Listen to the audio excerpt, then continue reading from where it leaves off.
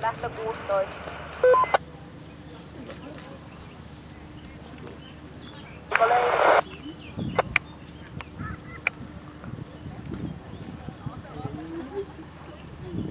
Luulen, että nyt on niin, että kentiltä kantaa tuohon polulle tielle, mutta ei leiriin asti.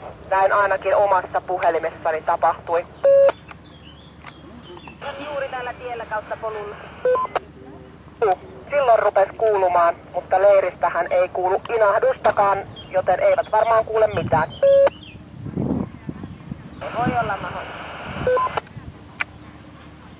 Kuuleeko